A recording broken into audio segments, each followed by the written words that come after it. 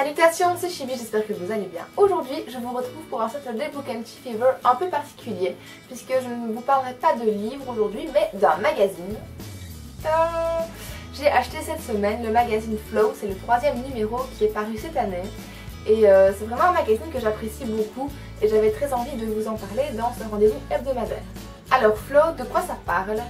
C'est un magazine qui paraît tous les 2 mois à peu près, qui fait environ 140 pages et qu'on peut retrouver en librairie au prix de 7 €.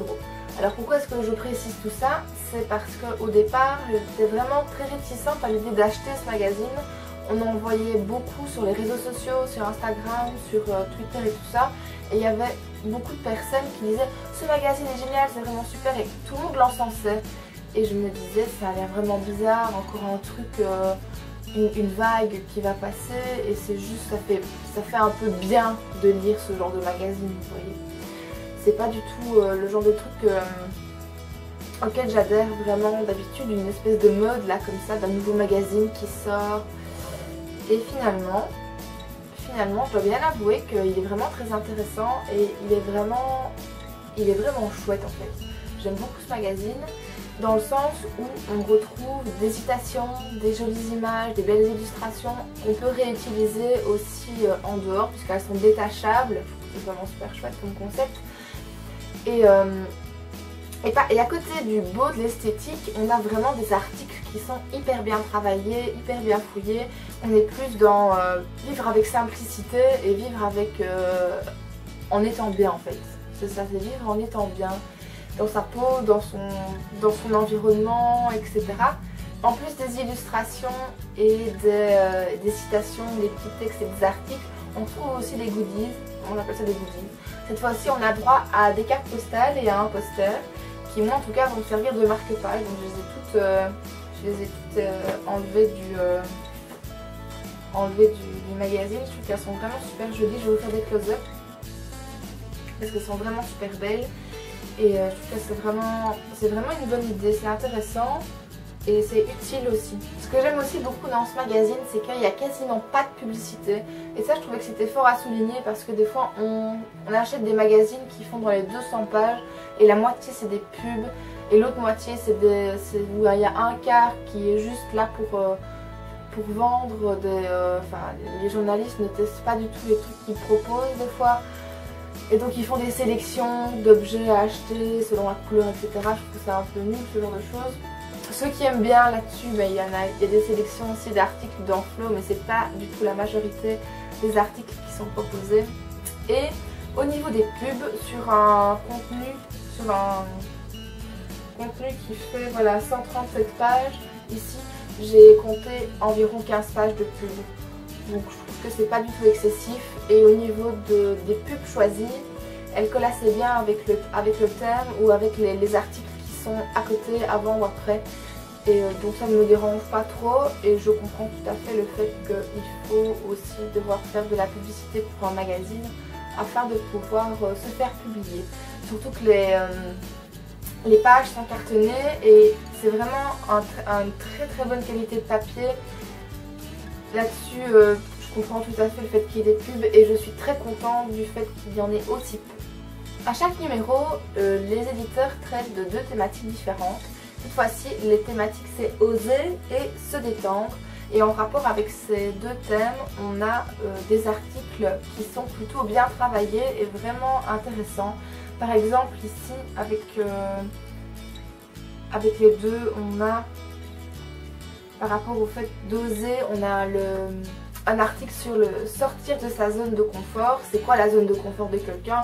Et est-ce qu'on doit être quelqu'un d'aventurier quand on veut sortir de sa zone de confort? Ou est-ce que des fois, il y a aussi des petites choses au quotidien qui peuvent nous permettre de nous surpasser et de se motiver à continuer à progresser et pas se renfermer dans son petit confort et ne rien faire de particulier qui nous fait progresser?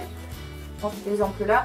Sinon il y a aussi un article que j'ai pas encore lu et qui est vraiment qui a l'air vraiment chouette, c'est échouer, c'est bien aussi en fait. Échouer c'est bien aussi et j'ai commencé à le lire et c'est tout ce qui est pression qu'on se met sur soi pour pouvoir réussir sa vie, réussir dans son couple, réussir avec ses enfants, réussir dans son travail, enfin on se met une pression dingue pour pouvoir arriver à atteindre nos objectifs et en contrepartie on arrive à récolter beaucoup de stress et beaucoup d'emmerde en fait.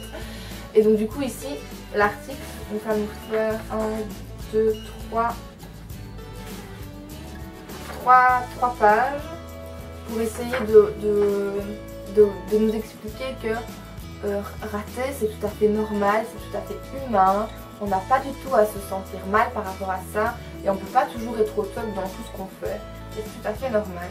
Et c'est ce que j'aime bien en fait dans l'esprit du magazine, c'est que on essaye de voir les choses d'une façon différente, de façon plus lente, de manière à réfléchir vraiment sur notre vie, à réfléchir sur ce qu'on veut être. Et j'ai l'impression que c'est un peu comme un livre de développement personnel, mais sous forme de magazine, avec des citations, avec des jolies images, avec des vraies personnes, des vraies expériences qui s'entrecroisent, parce qu'on a aussi des interviews d'artistes par exemple, on voit ce qu'ils sont en train de faire en ce moment comme travail. Il y a aussi une interview d'un libraire qui nous parle des 6 livres qu'il a bien aimé dans sa vie. Enfin bien aimé, ça fait un petit mot puisque c'est chaque fois c'est 6 livres qui ont changé ma vie, quelque chose comme ça, le titre de la rubrique, puisque c'est une rubrique, elle a lieu à chaque numéro. Et voilà, j'aime vraiment beaucoup l'esprit du magazine. Je vais vous faire des petits aperçus pour que vous voyez en fin de vidéo le type de mise en page et de photos et d'articles qu'on y retrouve, parce que oh le petit hérisson, parce que c'est vraiment super intéressant. Et si vous n'avez pas encore essayé de lire Flow, je vous conseille vraiment juste une fois de l'acheter et de vous faire votre propre idée, parce qu'avant de l'acheter je pensais que c'était super surfait et que c'était pas du tout enfin, voilà, c'était juste comme je l'expliquais, dans l'air du temps et suivre une mode comme ça, alors que pas du tout. C'est vraiment un magazine qui me convient très bien et je suis très contente de l'avoir acheté. Et j'aime beaucoup le lire et je ne le lis pas en une fois, contrairement aux autres magazines que je peux recevoir ou que je peux acheter de temps en temps, ça m'arrive mais c'est rare. Et voilà, je trouve qu'il vaut vraiment le détour et c'est pour ça que je voulais vous en parler aujourd'hui dans ce rendez-vous du samedi. Côté tisane, je me suis penchée cette fois-ci sur celle de chez Puka aux 3 cannelles, la cannelle indienne, la cannelle vietnamienne et la cannelle indonésienne je crois. Je ne savais pas qu'il existait plusieurs sortes de cannelle, je n'étais pas du tout au courant. Et apparemment chacune a un goût différent, un peu plus prononcé, moins prononcé, plus épicé, moins épicé, plus doux, etc. Et dans cette tisane-ci, on retrouve donc le mélange de ces 3 cannelles et elle est vraiment excellente. J'adore tout ce qui est épicé à la cannelle en fait quand c'est dans l'été, et elle est vraiment très très bonne. Elle est préconisée pour réchauffer et revigorer. Donc, oui, on est au mois de juin, oui des fois il fait 30 degrés, mais j'adore quand même pouvoir boire une tisane à la cannelle, même si je suis déjà assez en forme comme ça. Voilà. Et voilà, la vidéo est terminée pour cette fois-ci. Dites-moi en commentaire ce que vous avez lu et ce que vous avez bu cette semaine, ça m'intéresse toujours. Dites-moi si vous connaissez le magazine Flow. Si vous ne le connaissez pas, je vais vous laisser tout de suite avec les images du magazine que je vais prendre en photo et en vidéo pour vous le faire un petit peu découvrir si jamais vous êtes un peu frileux et que vous hésitez encore vraiment à vous le procurer. D'ici la prochaine vidéo, je vous fais plein de gros bisous et portez-vous bien. Salut!